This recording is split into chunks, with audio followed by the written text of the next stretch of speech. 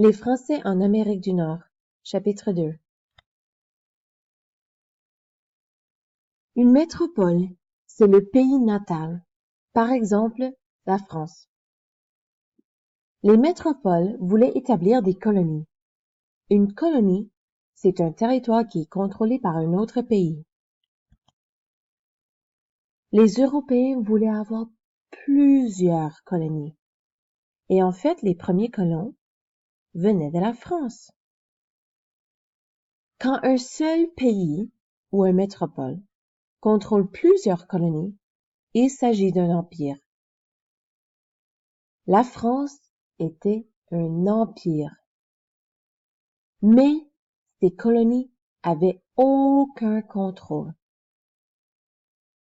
Quand un pays étend son contrôle sur d'autres pays par des moyens économiques ou militaires, cela s'appelle l'impérialisme. Voici un diagramme de l'impérialisme. Vous voyez que c'est en jaune? Ça veut dire que c'est important. L'impérialisme fonctionne de cette façon. La métropole fournit des colons et des soldats à la colonie. Elle contrôle l'économie et le gouvernement de la colonie. La colonie envoie des ressources comme le poisson, les fourrures, le bois pour la construction et les minéraux. Les Européens sont arrivés sur le territoire appelé aujourd'hui le Canada il y a environ 1000 ans. C'étaient les Norvégiens. Mais la France ont été les premiers à créer, ou les Français ont été les premiers à créer les colonies au Canada. Ils ont venu en part pour échanger des marchandises et pour trouver un autre moyen pour se rendre dans le Moyen-Orient. Autrefois, ils utilisaient la route de la soie. Mais la route de la soie est devenue très dangereuse parce que des bandits exigeaient des taxes. La route de la soie était une route dans le Moyen-Orient, l'Europe et les pays asiatiques pour obtenir des épices, le thé, etc.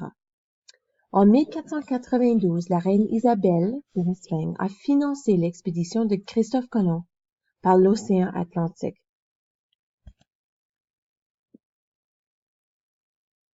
Il y avait plusieurs raisons pourquoi les gens voulaient aller explorer autre que la route de la soie.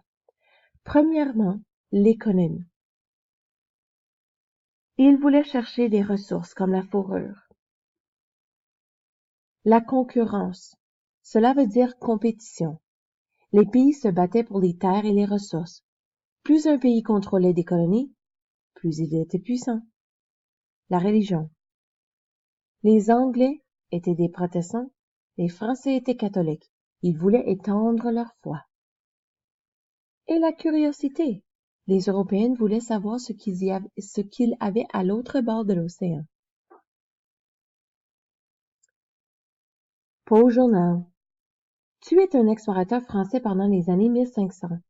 Dans ton journal, explique pourquoi tu penses qu'il est bien d'aller établir une colonie en Amérique du Nord. La France s'intéresse en Amérique du Nord. La France cherchait un passage maritime vers l'Asie. La France a donc décidé d'explorer l'Amérique du Nord en premier pour trouver cette route. Jacques Cartier a traversé l'Atlantique en 1534. Lui et son expédition ont rencontré un groupe de Micmacs dans leur canot et Cartier les trouvait très étranges. Jacques Cartier est aussi connu comme le fondateur de la Nouvelle-France. Jacques Cartier, rendu en Amérique du Nord, a revendiqué la terre des Haudenosaunee au nom de la France.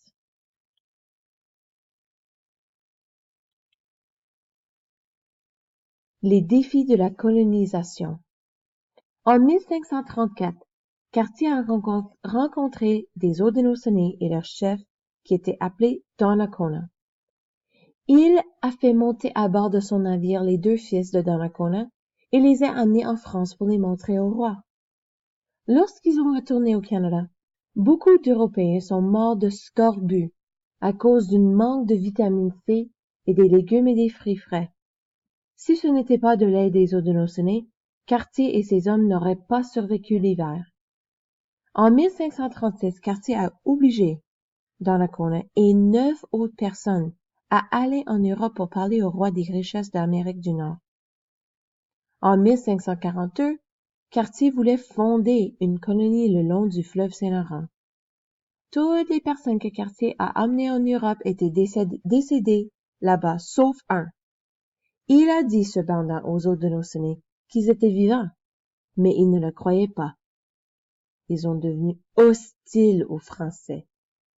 Cartier n'a pas réussi à créer une colonie, mais il a recueilli beaucoup d'informations.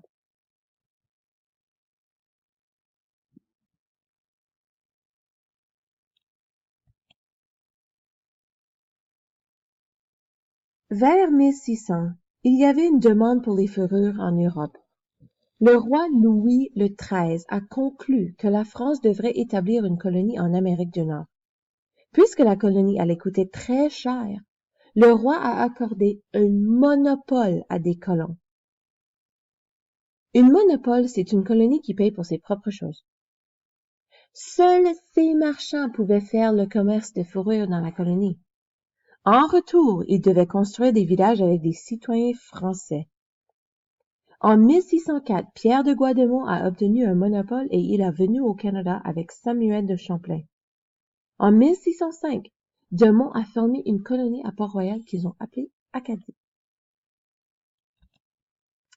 Après la formation de Port-Royal, Samuel de Champlain a décidé de former une colonie plus proche des fourrures. Cette colonie, proche du fleuve Saint-Laurent, a été nommée le Québec. Alors, les Acadiens vivaient grâce à la pêche, la chasse et l'agriculture. Les Québécois vivaient grâce à la chasse et à la commerce des fourrures.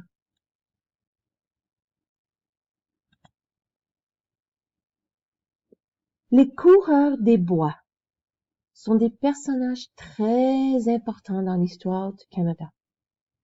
Les coureurs des bois aimaient l'aventure. Ils étaient des personnes qui voyageaient dans les places hors des colonies. Ils ont organisé les commerces de fourrure avec les Premières Nations. Ils passaient beaucoup de temps parmi les Premières Nations, ont appris à parler les langues et ont épousé les femmes des Premières Nations. Leurs enfants sont les premiers métis. Étienne Brûlé a été un des premiers coureurs des bois. Pierre Radisson a voyagé jusqu'à la baie d'Hudson. Il a donné des noms français aux lacs, villages et aux montagnes. Il a rencontré et appris le langage des Micmacs. C'est à cause de lui que la compagnie de la baie d'Hudson a été fondée. Les Français ne partageaient pas les mêmes visions que les Autochtones. Pour la France, la terre appartenait à eux. Mais pour les Autochtones, la terre n'appartenait à personne et devrait être partagée. La population des colonies augmentait lentement parce que c'était difficile à convaincre des personnes à venir parce qu'il fait tellement froid au Canada.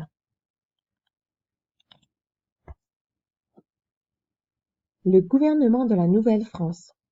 En 1663, le roi a décidé d'éliminer le monopole pour créer le Conseil souverain pour gouverner la colonie.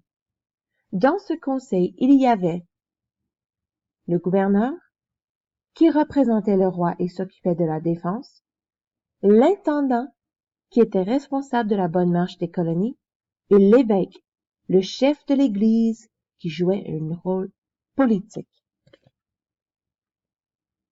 La religion était très importante, surtout les catholiques dans la Nouvelle-France.